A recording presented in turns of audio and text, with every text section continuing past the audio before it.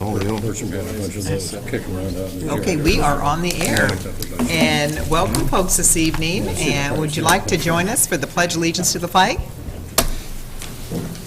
I pledge Allegiance to the flag of the United States of America and to the republic for which it stands, one nation, under God, indivisible, with liberty and justice for all.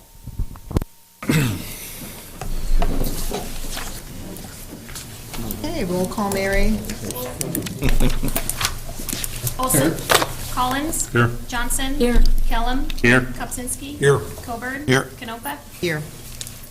All right, scheduled this evening. First up is business from the public. Is there anyone here this evening that would like to bring an item forward? Oh, yeah, Mark? Or Larry? Yeah. Hello, Councilman and City staff. I'm Larry Nelson.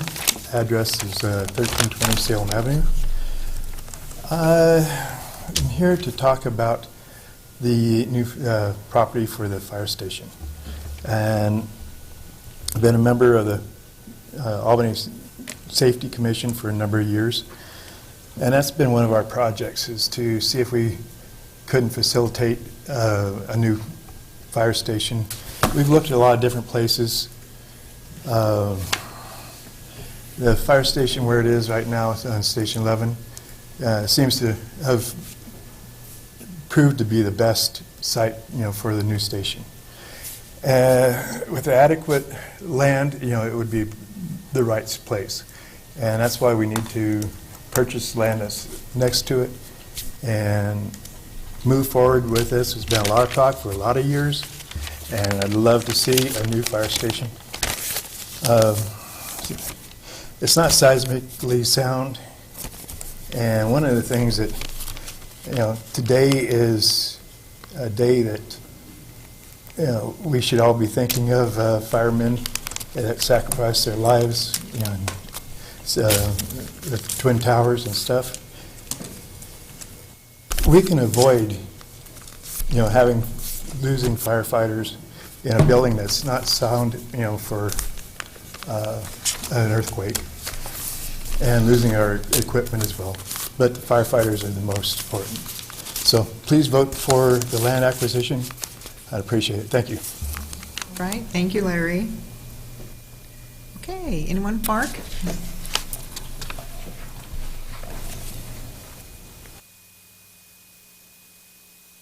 My name is Mark Azevedo, Azevedo. I live at 1210 Northwest Skyline Drive. And I'm here as a citizen member of the Albany Tree Commission, and I wanted to talk briefly about the construction that we've observed here in town recently, where Lowe's has started to clear the site for the construction of a Lowe's Center here in Albany. And all of us in the community have driven by that road. It's a very busy street, and we've noticed, at least I've noticed over the years, that there were trees on that site. Those trees are now gone, and I wanted to sort of give an update as to a little bit about the trees, but mostly to talk about what the fate of those trees are now that they've been removed from the site. For folks in the community that don't know, the Oregon white oak trees that are scattered in that area are remnants of what was known as the Hackelman Grove. Abner Hackelman came here in the 1840s, and his son Abram established a cabin in a grove of oak trees that later became known as the Hackelman Grove. Over the years, the community has essentially overgrown that grove. The trees that were on that site were actually quite old. They ranged from 150 to 270 years old. I did some ring counts on the trees. As a member of the Tree Commission, we sponsor, through the Urban Forestry Program and working with the Albany Public Schools, we sponsor a program called Sawing for Schools, where high school shop students have an opportunity to participate in essentially generating the hardwood lumber that they then use for their projects at the schools. And it's been a fairly successful program over the years. We've done that program for 5 years. We're going to do a little different twist with these trees that were donated by the Lowe's representatives to the Sawing for Schools urban forestry program. And we're going to try to do it in a way that sort of gives back to the community beyond just providing lumber for the high schools. So the plan at this point is the trees have been removed from the site through a lot of effort from various people to sort of make sure that happened, and I'll thank them here shortly. But just to give a brief overview of what we're planning on doing is that the trees now are in storage at the Carnegie Family Farm in the shade to be protected from in-checking. The high schools are going to help participate in sawing this lumber, and it's a significant amount of resource. There's 8 oak trees, and they weigh 44 tons. So there's a lot of wood there to saw. We're going to start the sawing rather than in the spring like we normally do. We're going to start the sawing as soon as possible. And we're going to try to cycle the wood through dry kiln facilities, both my own and OSU's, this winter, with the intent of distributing the wood throughout both the community and to professional woodworkers throughout the Willamette Valley and in Portland. I've started conversations with various individual professional woodworkers as well as organizations, including a professional woodworking school in Portland that is somewhat known nationally.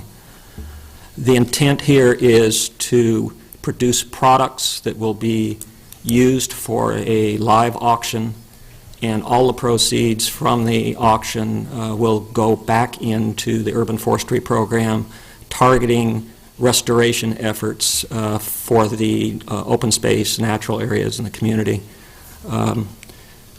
Albany is continuing to sort of expand some of its open space natural area ownership, and this is an effort to try to move toward providing some funding to move toward that, supporting that effort.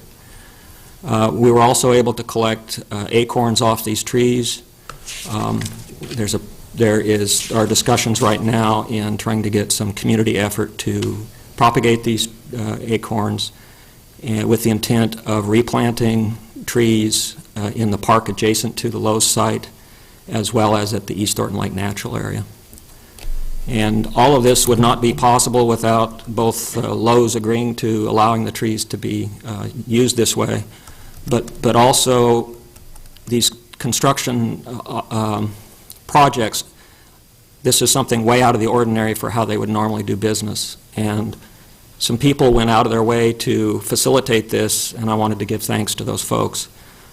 First of all, Matt Conser of here in town made sure that there were, he facilitated the communication with the Lowe's representatives and advocated for this donation. I want to thank city staff, including Wes Hare, for helping make sure that everybody was reminded that back in 2010 that Lowe's had agreed to have this happen, and so it wouldn't fall through the cracks at the last minute when the actual clearing of the site occurred. And then I want to thank the folks that were actually on site that made sure that it happened, and it happened in a way that preserved the maximum amount of wood that we could yield out of the trees. Chad Young of Robinson Construction, who's the project engineer, and John Giglia, who's the president of Valley Pacific Construction, both made sure that the needs for the program were met, and we tried to do it in a way that didn't disrupt their construction activities. Also, Mike Brown of Mike Brown Trucking, who hauled the logs for us, and Carnegie Family Farm for continuing to offer support for the Sawing for Schools program. So I want to say thank you. That's wonderful, Mark. Thank you. It'd be nice to also have that list, and we can send a letter from behalf of the City Council and and yes. thanking them also for Okay, I'll make sure their that, contribution for that. That'd be I'll- great. I'll pass that on. Yeah, okay, thank you, Mark. Good job, Mark, thanks. Yeah. Okay, anyone else from business from the public? Okay, all right, not seeing anyone. Okay, next is communication, and this is request for city water service for property outside city limits. This is on page 123, and Jeff, did you have comments on this? I do, thank Me? you, Mayor. So staff has received a request for connection to city water from Luana Stalka for property that she owns located outside the city limits at 488 Goldfish Farm Road. There's a map on page 2 of your council packet that shows the property. It's our understanding that Ms. Stalkup recently purchased the property and has experienced some problems with the well. The property does qualify for connection to city water with council approval, payment of applicable fees, and signing of an irrevocable request to annex. Ms. Stalkup is here tonight to answer any questions that you may have about the well, and Public Works staff is ready to move forward with the new connection should council direct us to do so.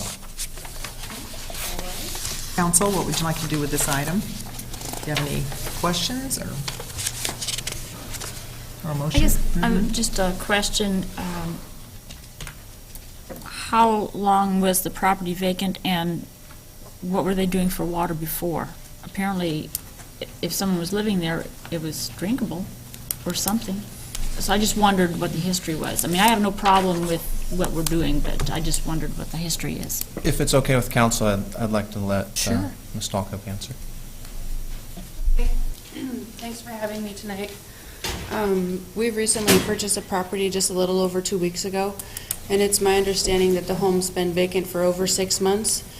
And all the paperwork that we received from the real estate agent showed that there had been a septic problem and that it had overrun the yard. And any time they had water, it was always an issue with the septic. So I'm not sure that, how long the issue was with the well prior to the septic problems. So I don't know exactly when the last tenant was in there. I appreciate that, yeah. It just sounds like it's not a good situation in the first place, and so I just wondered how they ever got through with the water that's there now, so, thank you. Thank you. Any other questions? To approve? Move to approve? Okay, Second. all right. Thank you. Thank you. Any more discussion? I have, actually, it doesn't have to do with this particular thing, but it is about the idea of selling water to people who are outside the city. I mean, it says, when it is in the interest of the city. Let's see. If I understand this correctly, we get paid and we make a profit on water from what it costs us to what we sell it for eventually? I wouldn't say we make a profit. Well, we come up with money that pays the expenses, let's put it that way. We try to, yes. Okay, so Barely. my question then is, at what juncture is it not in the best interest of the city to sell somebody water that's right there close that we can hook them up? I guess I don't understand why you wouldn't. So we've had these conversations over the years, and one would be, where do you draw the line? And mostly, if you keep connecting more and more people, it ends up being, the farther out you have the system going, sometimes you're having to adjust your overall infrastructure, making sure you have that pressure is one thing. But also, it costs money to run those lines out. And then, it's always been, this is a city service, and we're all paying for this city services, the water, and we're all paying property taxes. But when people are outside of the city, they're not paying the property taxes. So it's sort of like you're in the city, you're getting that benefit of having that public infrastructure. I understand But that. you start extending outside, where do you draw the line? You start wanting to, go out miles or what? But Well, yeah. without going into any great detail, and, it seems to me that if somebody is right next to one of our lines, and they would give us extra money to foot the bill, if we're not having to pay extra money to do it, other than the hookup, and they're paying for that anyway, I guess, why not do it? Anyway, Yeah, no, there's been those conversations. Thought process for another day, but Yeah. anyway. Okay, thank Call you, the Rich. question. Yeah. Any other comments? Okay, all those in favor say aye. Aye. Opposed, same sign. All right, motion carried. Okay, thank you. Good luck to you. All right, next is first reading of ordinance. This is an ordinance creating the Community Development Commission, establishing membership criteria, appointment procedures, terms, and duties, and declaring an emergency. Move second reading title only. Second? Second. Second, all right. All those in favor say aye. Aye. Opposed, same sign. Okay, second reading. An ordinance creating the Community Development Commission, establishing membership criteria, appointment procedures, terms, and duties, and declaring an emergency. Move that the ordinance be passed. Sorry. Is there a motion? Oh, okay. Bessie. Yeah, Is there I a just did second? that, Judge. Didn't come out right. Okay. And this, council, is part of the new, well, I think you read the memo that Ann laid out. So this is creating the new Community Development Commission. And we hope to next council meeting is bring back the appointments for those commissions for you to ratify on that at the next council meeting. Question about So that. this establishes the commission, yeah. Is this going to be across the city, or is this going to be the membership of the body? Would that be from a cross-section of the city, or is that going to be primarily folks from areas that are low-income, or, I mean, it Right. doesn't say. Right, no, this will be a cross-section. And so, pretty much it looks like what we're going to be sending out to is the folks that were on the task force that were already involved in how you come up with this plan for the Community Development Block Grant plan to get this established. And so pretty much, I think most of the folks that are part of that task force will be able to be on this committee. So that way, they're more knowing how we established, set aside the funds and how we established it. It could end up changing down the road. It's just best to kind of have folks that are really up to speed on knowing what the overall plan is to be on this commission, if they accept. They might not accept. But it will be coming back to you for ratification. Second question. When we do accept money from federal government, Right? is my understanding that they're going to put codicils on that money, as many times they do with, we'll give you $1.40 and you have to put in your own $1.40 or $20 or 15 cents or whatever it is. Yeah, Ann. Thank you, Mayor, Councilors. To answer your question, there is no match requirement for these funds. It sounded like you were wondering whether there would be a match, and there is no match requirement. Thank you. And also, the funds due will pay for our administration of the program, too. Now, if we ever did apply for certain other funds that we could be able to leverage, these dollars with, that's unknown. There could be some sort of, these dollars could be used as a match for levering other dollars. But that's where the commission will be looking at what's the best use of expending those funds. I just want to say one more thing about Councilor Kellum's first question, and there is a specific list of representatives of different areas related to community development that need to be met, and the first appointment would be by the mayor, but then the subsequent appointments would be through the application process that we normally have with the city, and then the council would make decisions on those that come up, so. Right, yeah. But we will try to get a good cross-section. Right, and also the commission is requirement of the type of makeup that you have to have on the commission. That was a part of the requirements too from HUD. Well, my question was primarily, are we going to have people from all over the city, not just in an area where they would gain benefits, or conversely, an area where we don't want not the NIMBY folks? Right, yeah, most of it is pretty much agency-oriented, people that, are, used to more low-income type housing type projects, but it's also at-large, it's not specific area. Okay, any other questions? All right, all those in favor say aye. Aye. Opposed, same sign. Okay, motion carried. Thank you, Ann. Okay, and adoption of the resolution. This is on page 10, and this is over the purchase of the property on Lion Street. So, Chief.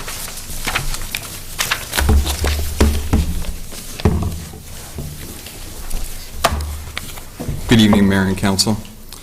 Tonight you have before you a resolution to authorize the city manager to enter into a purchase and sale agreement with the owners of the properties at 519 and 531 Lions Street for a sum not to exceed $625,000. As a department for a number of years, we've been talking about the issues with our current fire station, from the seismic instability to the inadequate emergency power, wiring issues, ADA inaccessibility, size and site limitations, just name a few of the issues and concerns that have been brought to your attention. Because of these facts, as a department, we've been looking for a number of years for a suitable site to relocate or rebuild a new fire station on, and recently began negotiations with the owners of the properties at 519 and 531 Lions Street. And we have been able to successfully, tentatively reach an agreed purchase price of $625,000 for these properties, which are in line with the appraisals that were completed on those properties. Expansion of the current site allows us to maintain a presence in the core of the downtown area, which is important. It also enables us to maintain our response times throughout the community and then provide much-needed, valuable backup emergency response to all parts of that city, of our city. So with that, I'd be happy to answer any questions you may have or give any more details as you see fit. Okay, questions? Or, Move to approve. okay, Second. all right, any discussion? No? Okay, all those in favor say aye. Aye. Opposed, same sign.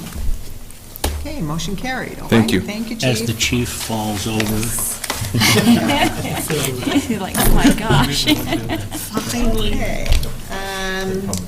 Next is over some property that is on Willamette Street, and this is a resolution that's on page 12. And Jeff, did you want to talk about this? Yes, thank you. Item. Jeff Babbitt will be handling the presentation at East End. Okay, all right. The other Jeff. Discussion with the property owner. Thank you, Mayor and Council. For your consideration tonight is a resolution authorizing the city manager to acquire the property at 2229 Willamette Avenue Northeast. This property is one of 8 parcels immediately adjacent to the southern border of the water reclamation facility on Willamette Avenue. The city currently owns 3 of the 8 properties, and as the properties become available, acquisition of these properties would authorize a buffer between the plant and the neighborhood. Staff's made an offer of $67,000 plus closing costs, contingent upon council's approval tonight, and the seller has agreed to this purchase price. If you have any questions, I'd be happy to answer. I think this came, well, it was in 2004, reading this, is when we first gave direction to start looking for parcels when they do come up, you know, for future expansion. And I think, Floyd, you were still on Public Works Director then, weren't you? I left in 02, 03, but we were looking at doing that, and in fact, we were moving to buy a parcel, and the local realtor bought it out from under us. They became aware that we were interested in. Well, I noticed we have one that's on Front Street. Do you remember if we had direction then for Front, or why we purchased one on Front Street? That was before my time, I think. So.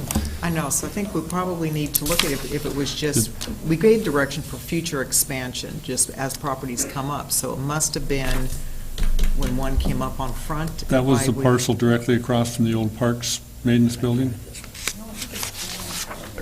About 3 or 4 in. I don't recall that one. Yeah. So we might want to end up looking at that one. It came to my attention about that parcel was under the city's ownership. Move adoption of resolution on page 12. Second.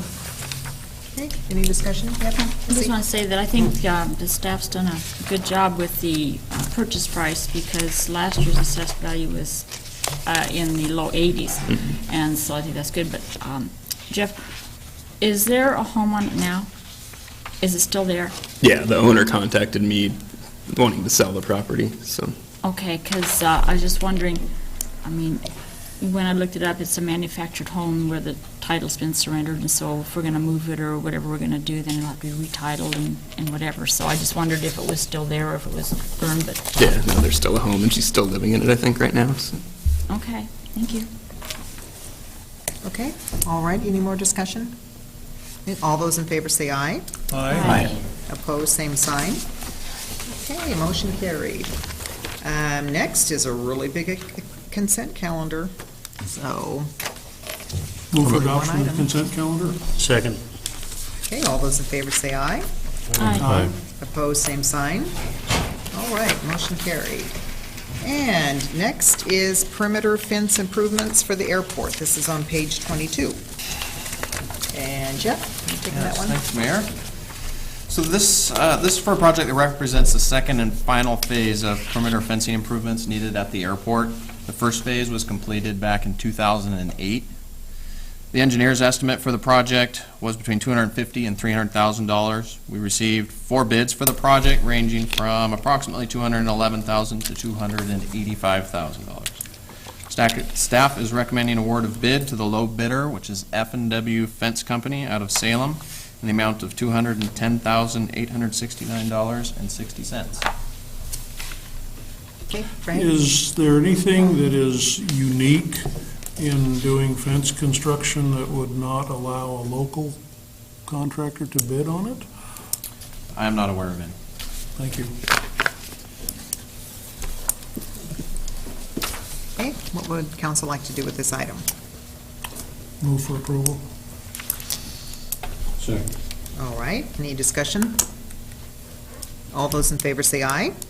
Aye. Opposed, same sign.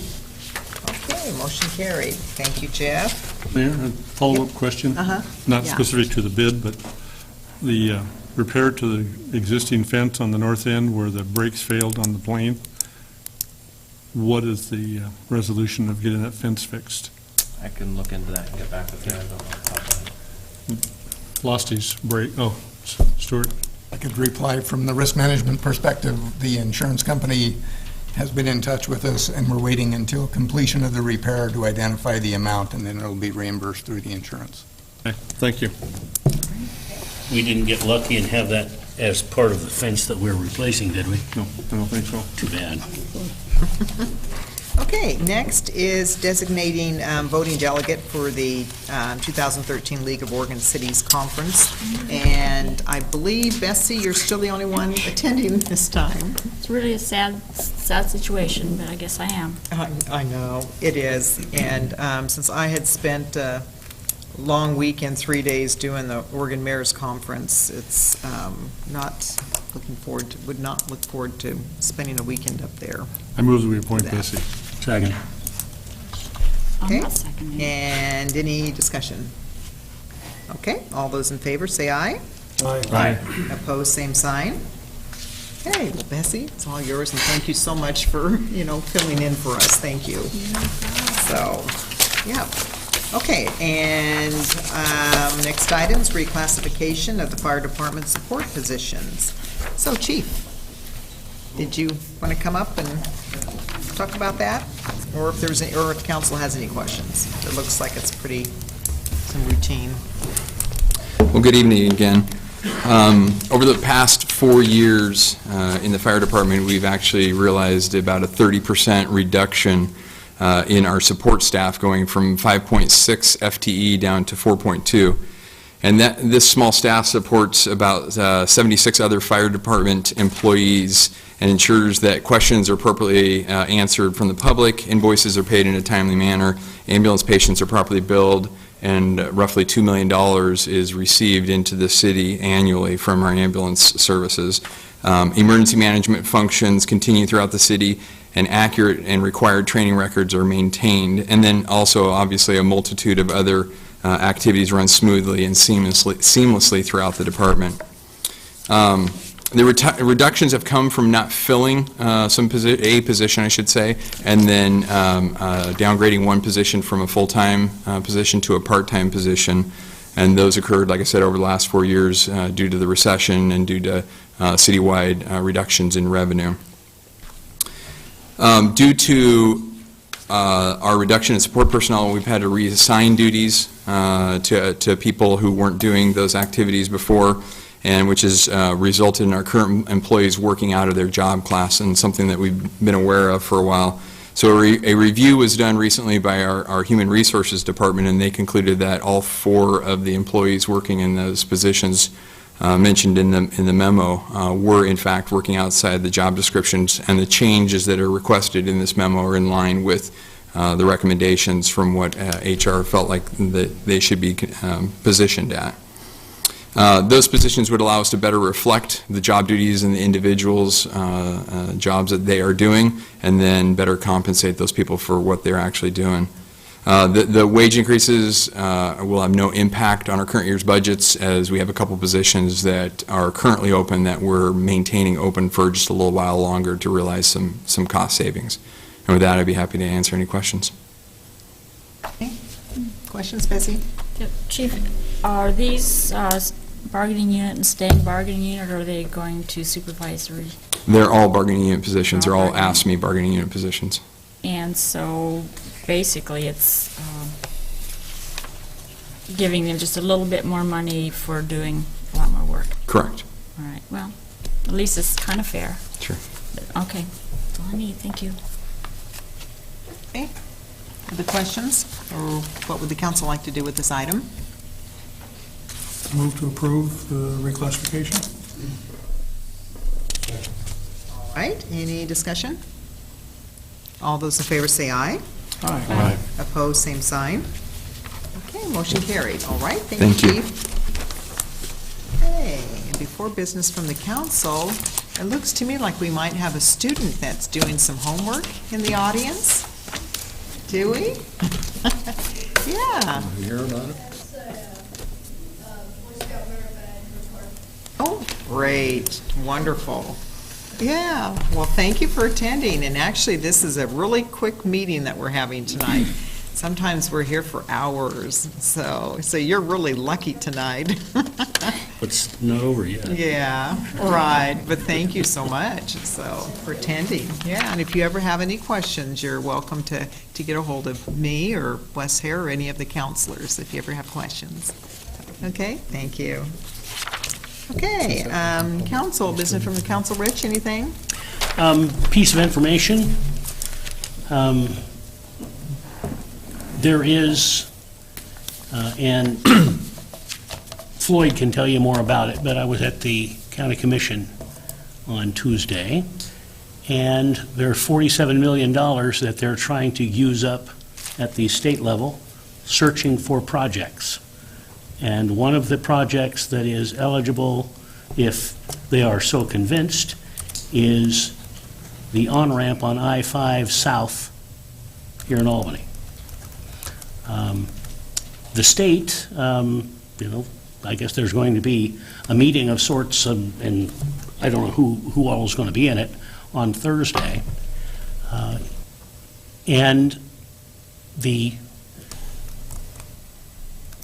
county decided that they were going to pledge $1 million toward this project to see if they could get the state to put it on the top of the list, or close to the top of the list, so it got done.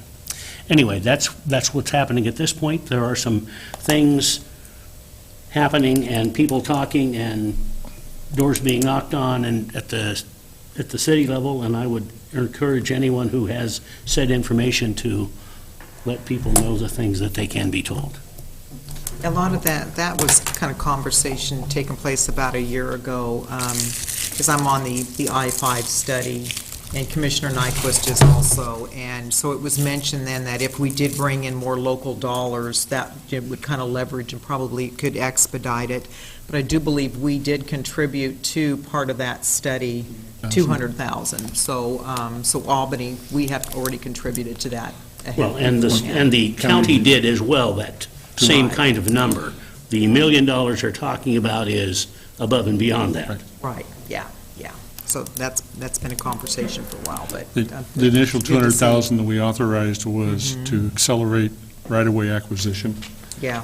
It's consistent with the overall project. And then at the time that we were doing that, some of us expressed an opinion that we ought to be seeking to move forward as fast as we can and not get caught up in the 10 to 15-year delay in construction, and see if we can find something that's constructible out of the project.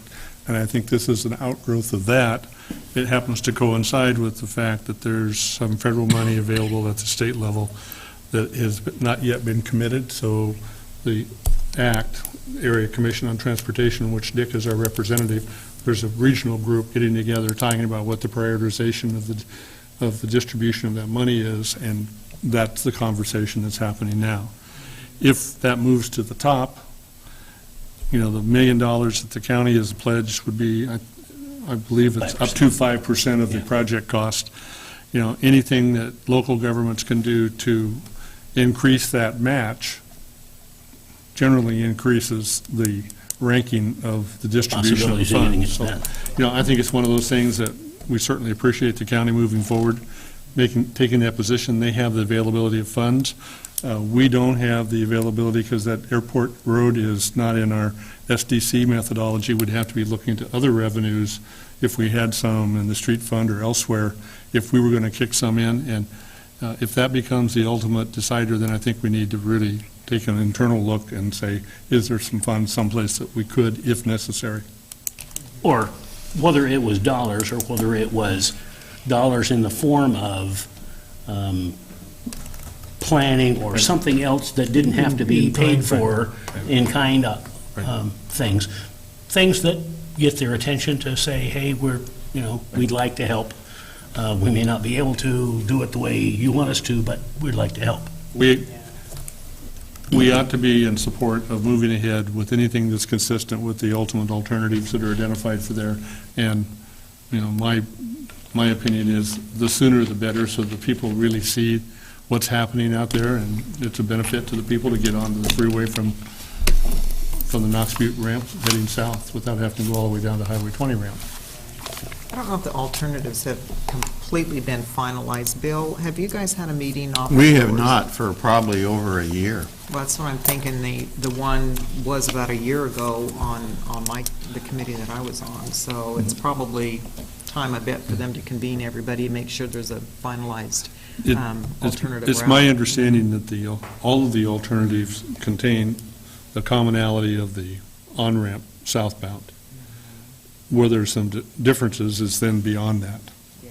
So, Ron Irish and Public Works staff has been meeting and staying on top of it, and, they know the details.